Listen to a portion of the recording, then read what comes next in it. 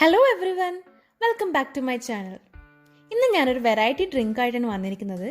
നാട്ടിലൊക്കെ ഇപ്പോൾ വളരെ ട്രെൻഡിങ് ആയിട്ടുള്ള ഡ്രിങ്കാണ് ബോംബ് സോഡ. സംഭവം വളരെ സിമ്പിളാണ്. കുറച്ച് ഇൻഗ്രീഡിയൻസ് കൊണ്ട് ഈ ബോംബ് സോഡ എളുപ്പത്തിൽ ഉണ്ടാക്കിയെടുക്കാൻ പറ്റും. അപ്പം നമുക്കിതിങ്ങനെ ഉണ്ടാക്കാൻ നോക്കിയാലോ? ഞാനൊരു ചെറിയ മിക്സി ജാർ എടുത്തിട്ടുണ്ട്. അതിലേക്ക് ഒരു കൈപ്പിടിയോളം പുതിന ഇല ചേർത്ത് കൊടുക്കുകയാണ്. അതിലേക്ക് ഒരു ചെറിയ കഷ്ണം ഇഞ്ചി കൂടി ചേർക്കാം. പിന്നെ ഞാനിതിലേക്ക് 2 പച്ചമുളകാണ് ചേർക്കുന്നത്. ഇത് കുറച്ച് എരിവ് കുറഞ്ഞത് കാരണമാണ് 2 എണ്ണം ചേർത്ത് കൊടുക്കുന്നത്. ഇപ്പോൾ എരിവുള്ളതാണെങ്കിൽ 1 എണ്ണം മതിയാവും. അതിലേക്ക് പകുതി നാരങ്ങ നീര്, ഇത് 1 ടീസ്പൂൺ അല്ല 2 ടീസ്പൂൺ നാരങ്ങ നീര് മതിയാവും. ഇനി ഇതെല്ലാം കൂടി നല്ലോണം ഒന്ന് അടിച്ചെടുത്ത് കൊണ്ടുവരാം. ഇപ്പം നല്ലോണം അടിച്ചെടുത്ത് കൊണ്ടുവന്നിട്ടുണ്ട്. ഞാനിതൊരു ബൗളിലേക്ക് മാറ്റുകയാണ്.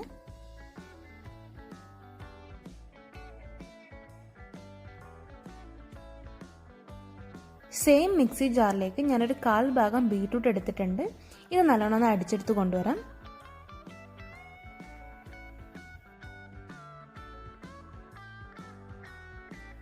ബീട്രൂട്ട് ഇപ്പം നല്ലോണം അടിച്ചെടുത്തിട്ടുണ്ട്. ഇതും ഞാനൊരു ബൗളിലേക്ക് മാറ്റുകയാണ്.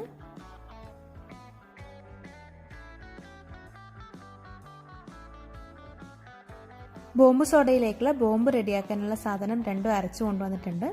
ഇനി ഞാനൊരു സ്പൂണോളം പുതിനയും പച്ചമുളകൊക്കെ അരച്ചത് എടുക്കുകയാണ്. അത് നമ്മൾ കയ്യിലേക്ക് ഇട്ട് ജസ്റ്റ് ഒന്ന് സ്പ്രെഡ് ചെയ്ത് കൊടുക്കാം. അതിൻ്റെ മേലെയായിട്ട് ബീട്രൂട്ട് അരച്ചതും കൂടി ഒന്ന് വെച്ച് കൊടുക്കാം.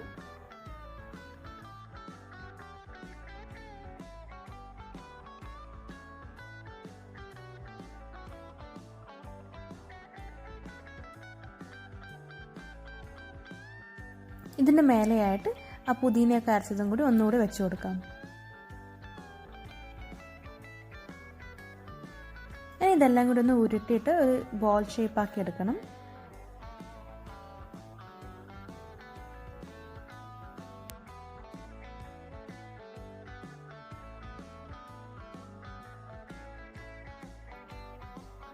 ബോംബ് സോഡയിലേക്കുള്ള ബോംബ് റെഡി ആയിട്ടുണ്ട്. ഞാനിതൊരു ബൗളിലേക്ക് മാറ്റുകയാണ്. സോഡയിൽ പഞ്ചസാര വേണമെങ്കിൽ 2 ടീസ്പൂൺ ചേർത്ത് കൊടുക്കാം. ഞാനിപ്പം പഞ്ചസാര ഒന്നും ചേർക്കുന്നില്ല. ഇതിൻ്റെ മേലേക്ക് കുറച്ച് ഉപ്പിട്ട് കൊടുക്കാം. ഞാനൊരു നല്ല തണുത്ത സോഡ എടുത്തിട്ടുണ്ട്. ഇതിനെ ആദ്യം ഗ്ലാസ്സിലേക്ക് ഒഴിച്ചു കൊടുക്കാം. ഗ്ലാസിൻ്റെ ഏകദേശം 1/4 ഭാഗത്തോളം സോഡ ഒഴിച്ചു കൊടുക്കാം.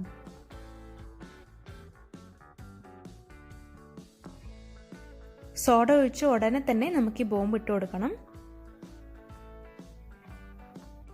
ബോംബ് ഇട്ടതും നമ്മൾ സോഡയിൽ കിടന്ന് പൊട്ടിത്തെറിക്കുകയാണ്. കാണാൻ തന്നെ നല്ല അടിപൊളിയായിട്ടുണ്ട്.